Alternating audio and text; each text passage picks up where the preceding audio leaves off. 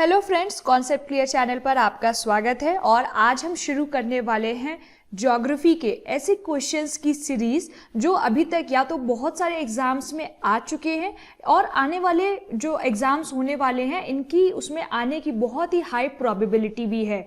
तो ये क्वेश्चंस बहुत इंपॉर्टेंट है, साथ में मैं उनको एक्सप्लेन भी करूंगी जिससे आपको वो हमेशा के लिए याद हो जाएंगे। और तो चलिए शुरू करते हैं इसका पार्ट 1। तो फर्स्ट क्वेश्चन है हमारा, which of the following is a trans Himalayan river. आपको पता होगा कि हिमालयन रिवर्स आपकी दो तरीके की होती है। एक जो हिमालय के बनने से पहले वहां पर जो नदियां बह रही थी उनको हम ट्रांस हिमालयन रिवर्स बोलते हैं, और जो हिमालयन रिवर्स हैं वो जो हिमालय बनने के साथ में या हिमालय बनने के बाद में बनी हैं उनको हम हिमालयन रिवर्स बोलते हैं। तो आपकी जो ट्रांस हिमालयन रिवर है वो है आपकी सतलज। इसके साथ साथ आपकी कौन सी और भी ट्रांस हिमालयन रिवर है, वो है इंडस, ब्रह्मपुत्र और सतलज, एक हमने अभी डिस्कस कर ही ली है। ओके, तो ये भी आपको याद रखनी है। Which of the following rivers lies in a rift valley? Rift valley आपको पता है कि दो जो कोई भी माउंटेन्स टाइप होता है उनके बीच में जब एक वैली क्रिएट हो जाती है और उसके बीच में से जब नदी फ्लो करती है तो हम उसको बोलते हैं कि नदी का रिफ्ट वैली यानी कि भ्रंश घाटी से बहना, जो कि दो आपके जो उसके बैंक्स होते हैं उसका ऊपर हो जाने को हम बोलते हैं। तो वो कौन सी रिवर है हमारी? ताप्ती। ओके, ताप्ती के अलावा एक बहुत फेमस नदी है हमारी नर्मदा, ये भी हमारी रिफ्ट वैली से ही फ्लो होती है। Narmada originates from its source situated in the state of, तो नर्मदा का ओरिजिन कहाँ से होता है? मध्य प्रदेश। मध्य प्रदेश में एक हमारी जगह है, प्लेट्यू है, अमरकंटक। ओके, ये भी नाम आपसे पूछा जा सकता है, तो आपको याद रखना है अमरकंटक प्लेट्यू, यहाँ से ये नदी जो है निकलती है। The Jog falls are situated on the, Jog fall India का हाईएस्ट जो आपके वाटरफॉल्स है उनमें से एक है, जो कि आपकी सारावती रिवर जो है उस पर सिचुएटेड है। और ये जो आपकी सारावती रिवर है वो कहाँ पर लाई करती है? वो है आपकी कर्नाटका में। ओके, तो जॉग फॉल जो है वो आपका कर्नाटका में है। Why is the delta of the Indus small compared to the delta of the Ganga?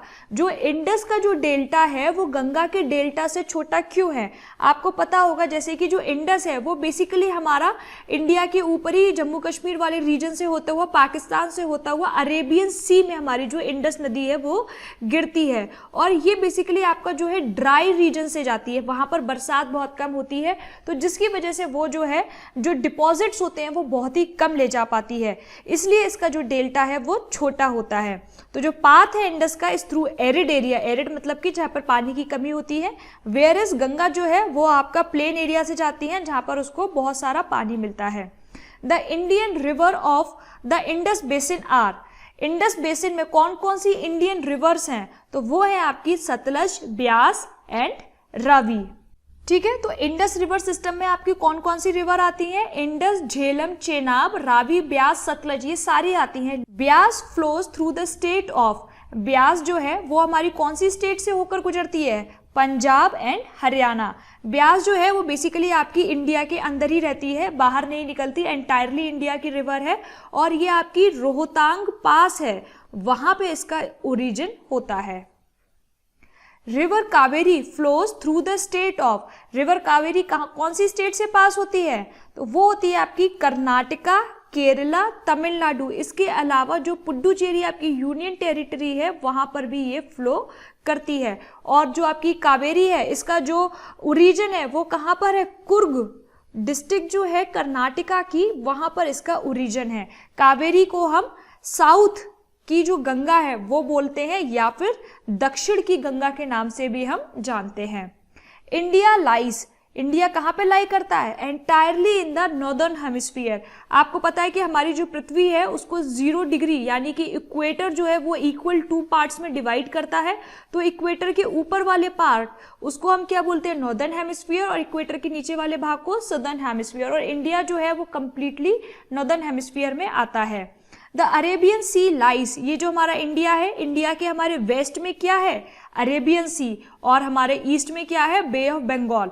तो हमारा अरेबियन सी कहाँ होता है? South west of India, India के इस वाले रीजन में ही तो है हमारा अरेबियन सी।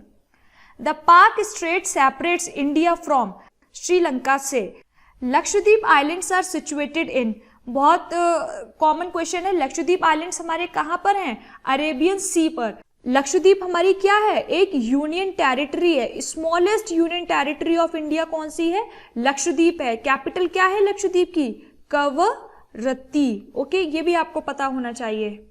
इंडिया का जो लैटिट्यूडनल और जो लॉन्गिट्यूडनल एक्सटेंट है वो मेजर अगर हम करें डिग्री में वो लगभग सेम है, लेकिन नॉर्थ से साउथ को जब हम मेजर करते हैं वो ज़्यादा होता है as compare to the east to west extent. तो वो ऐसा क्यों होता है? तो वो ऐसा इसलिए होता है क्योंकि जो डिस्टेंस होता है लैटिट्यूड्स का बीच का वो हमेशा क्या रहता है? सेम रहता है।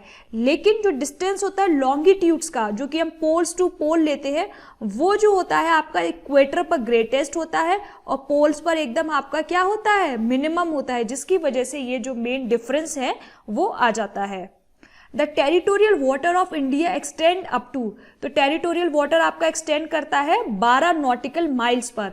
इंडिया का जो आपकी बेस लाइन होती है, अगर उससे हम कैलकुलेट करें कि हमारा जो ओशियन वाटर है, तो अगर उसको हम 12 नॉटिकल माइल्स तक देखेंगे तो वो हमारा होगा टेरिटोरियल वाटर। इसमें 12 और ऐड कर देंगे यानी कि 24 नॉटिकल माइल तक, तो वो हमारा हो जाएगा कॉन्टिग्युअस जोन। और अगर हम 200 मीटर तक जाएंगे तो वो हमारा क्या हो जाएगा? Exclusive economic zone. ये 3 तरीके की आपकी वाटर बाउंड्रीज होती हैं जो कि कैलकुलेट की जाती हैं। Which of the following states of India do not lie entirely in the tropical zone of the earth? आपको पता है कि हमारा एक इक्वेटर होता है, उसके ऊपर एक हमारी लाइन होती है 23.5 डिग्री नॉर्थ और एक नीचे होती है हमारी 23.5 डिग्री साउथ। तो ये जो नॉर्थ और साउथ के बीच का जो एरिया होता है इसको हम क्या बोलते हैं? Tropical area. ओके, ऊपर वाली चीज क्या हो गई? ट्रॉपिकल ऑफ कैंसर, और नीचे वाले को हम बोलते हैं ट्रॉपिक ऑफ कैप्रिकॉर्न। ओके, तो इसके बीच में जो भी हमारी एरियाज पड़ते हैं उसको हम बोलते हैं ट्रॉपिकल जोन। तो हमारी कौन सी स्टेट लाई करती है इसमें? कौन सी स्टेट लाई नहीं करती है? तो वो है हमारी गुजरात। बाकी ये सारी जो केरला, तमिलनाडु, कर्नाटका, महाराष्ट्र, आंध्र प्रदेश सारी हमारी ट्रॉपिक ऑफ कैंसर के नीचे है, बल्कि गुजरात हमारी कहाँ है? ऊपर है। थोड़ा सा ही पार्ट इसका ट्रॉपिक ऑफ कैंसर पर लाई करता है।